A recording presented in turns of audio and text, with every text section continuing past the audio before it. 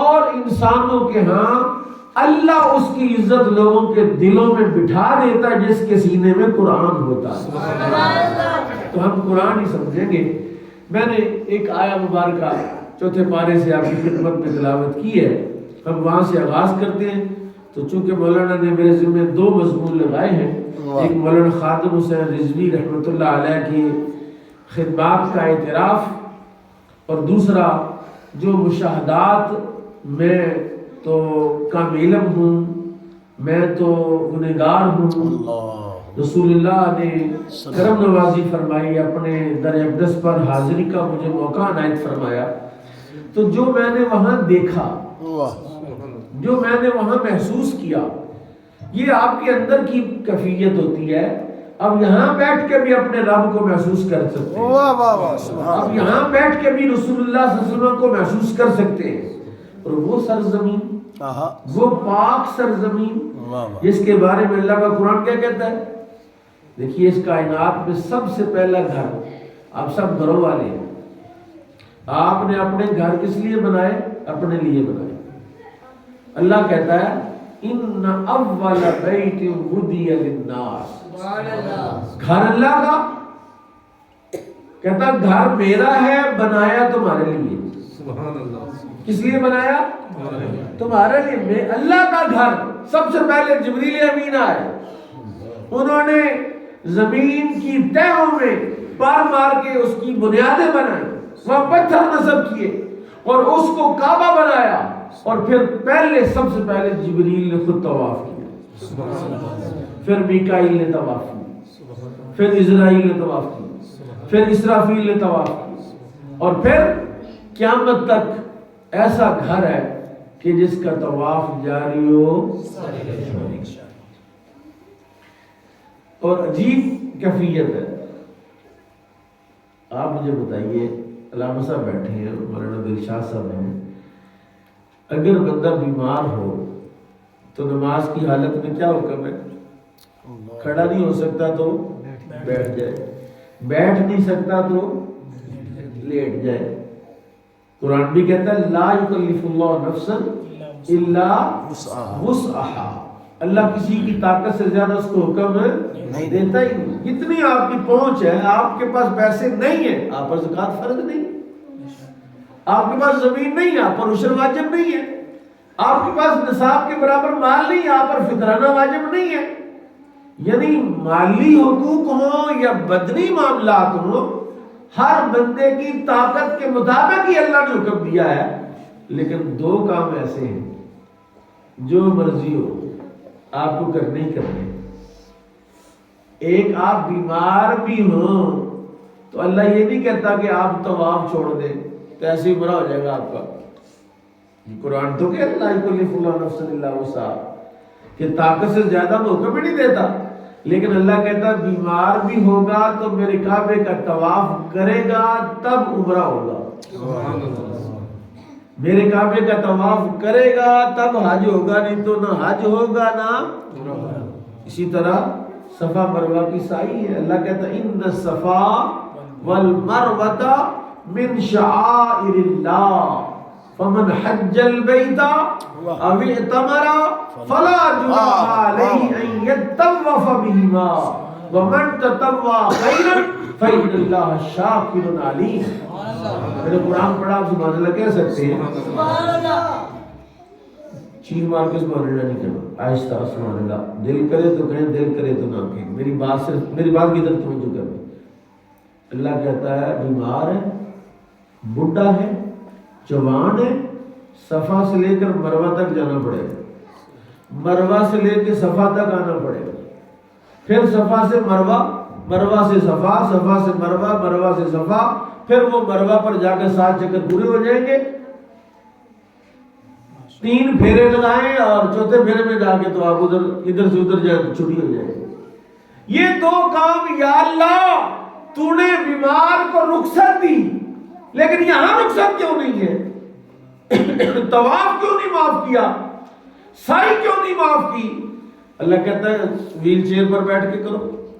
جب ہم چھوٹے چھوٹے تھے نا، آپ بھی، تو تب ہم خانہ کعبہ کی فوٹو دیکھتے تھے کہ وہاں ڈوڑیوں پر بندے اٹھائے ہوتے تھے، دو دو بدو جو ہے انہوں نے بندے اٹھائے ہوتے تھے.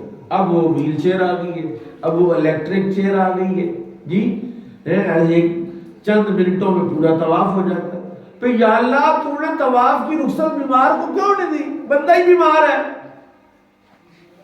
تو کہا یار چل تو مکے جا کے بیمار ہو گیا ہے، جوڑوں میں دردیں شروع ہو گئی ہیں، تو چل طواف رہنے دے.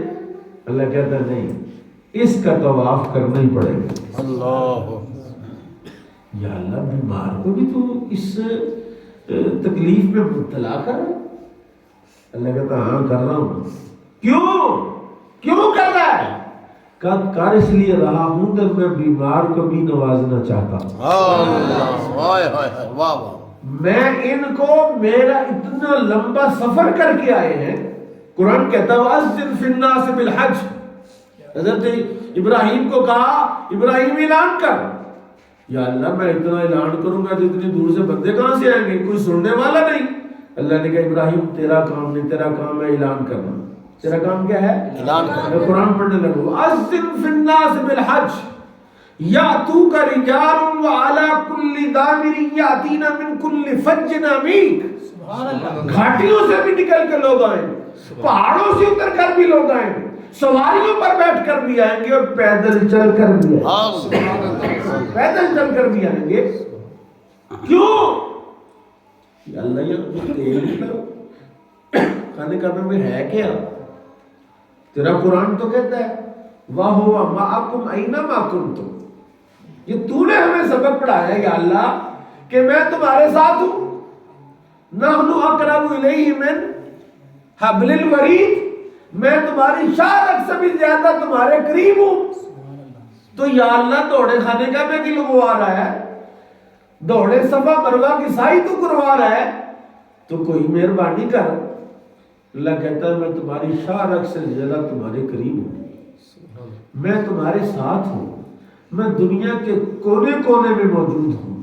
لیکن یہ والا جو سفر ہے نا، میں آپ کو حدیث سناتا ہوں. آپ میرے آقا نے ارشاد فرمایا جب کوئی بندہ اپنے گھر سے بیت اللہ کے لیے نکلتا ہے، پہلا قدم باہر نکالا، وہیں سے فرشتے اس کے اعزاز میں جلوس بنا کے آگے پیچھے دائیں بائیں چلنا شروع کر دیتے. وہ خانہ کعبہ اتنی ہزاروں کلومیٹر کا سفر جہاز پر جائے، شپ پر جائے، بائی روڈ جائے، پیدل جائے، اللہ کی رحمت کے فرشتے اس کے اعزاز میں، اس کی حفاظت کے لیے نہیں، حفاظت تو ویسے ہی اللہ ہی کر رہا، فرشتے ہی کر رہے ہیں، لیکن اللہ نے کہا نہیں یہ میرا بندہ ہے. ہم دوڑ کے پہلے زمانے میں یہ تھا، اب تو ختم ہو گیا کہ کوئی حاجی جاتا نا حج کرنے کو، عمرہ کرنے کے لیے جاتا، ان کہتے ہیں جناب ہمارے لیے دعا کرو.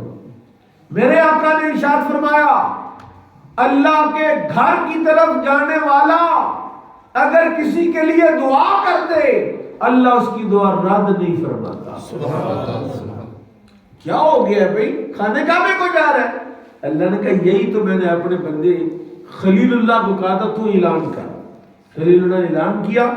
یا اللہ سننے والا کوئی نہیں، فرمایا سننے والا میں ہوں. ان اللہ علی کل شیء قدیر. میں قادر مطلق ہوں. میں یہ اعلان پہنچاؤں گا کہاں تک؟ قیامت تک پیدا ہونے والی تمام روحوں تک یہ اعلان کر دوں گا. روحیں بھی سنیں گی، پشتوں میں، سینوں میں، جہاں پر بھی لوگ ہیں سنیں گے اور سن کے لبیک اللہم لبیک، لبیک اللہم لبیک. عجیب بات ہے، تو بھائی مستعمی رحمۃ اللہ علیہ نے 33 حج کیے. کتنے حج کیے؟ 33 حج کیے. اور 33واں جب حج کیا نا تو دل میں خیال آیا ان کا مالک میں نے 33 حج کیے، ایک حج میری طرف سے قبول کر لے، ایک میری اماں کی طرف سے قبول کر لے، ایک میرے ابے کی طرف سے قبول کر لے. باقی 30 حج میں ان لوگوں کی روحوں کو اصال کرتا ہوں جو یہاں میدان عرفات میں آئے لیکن تو نے ان کا حج قبول نہیں کیا، میں ان کی روحوں کے ساتھ۔ یہ بہت بڑی سخاوت تھی کہ 30 سال کا حج، آپ کو پتہ ہے حج سال میں ایک ہی بار ہوتا ہے، مخصوص افعال مخصوص دنوں میں مخصوص جگہ پر کرنے کا نام حج ہے۔ تو 30 سال کی محنت بندہ بانٹ رہا ہے، یہ بہت بڑی سخاوت تھی۔ آپ تو ایک پارہ پڑھ کے بخش دیں تو اللہ اس سخاوت کو مالا مال کر دیتا ہے۔ آپ اپنی نماز پڑھ کے لوگوں کی روح کو احسال کریں، اللہ کہتا ہے لوگوں جتنے بندوں کی روح کو اس نے احسال کیا ہے ان کی تعداد کے برابر پہلے نیکی اس کے کھاتے میں ڈال۔ اللہ نے کہا تھے غیبی سے آواز آئی باعزی تیری سخاوت اپنی جگہ پر ہے، لیکن سن اس میدان عرفات کو وقوف عرفات بنانے سے 50,000 سال پہلے میں نے لکھ دیا۔ کیا کیا؟ میں نے لکھ دیا 50,000 سال پہلے کہ جو یہاں آئے گا میں نے اس کی بخشش کر دی۔ سبحان یہ قبولیت اور عدم قبولیت کا فلسفہ اور ہے کہ قبول نہیں ہوا، قبول نہیں ہوا، قبول نہیں ہوا، اور قبول نہ کر کے بھی وہ محروم نہیں کرتا۔ گناہگار بھی چلے جاتے ہیں نا، کمیشن والے بھی چلے جاتے ہیں، گندے پیسے لگا کے بھی لوگ چلے جاتے ہیں۔ اب تو فیشن بھی ہو گیا نا عمرہ، جی فیشن بھی ہو گیا ہے، لیکن اللہ کہتا ہے جو اس سفر پر آئے گا میں اس کو خالی بھیجوں گا نہیں۔ تو میں یہ عرض کر رہا ہوں کہ آپ کو کسی بندے نے پوچھا، چھوٹے چھوٹے بچے تھے ان کے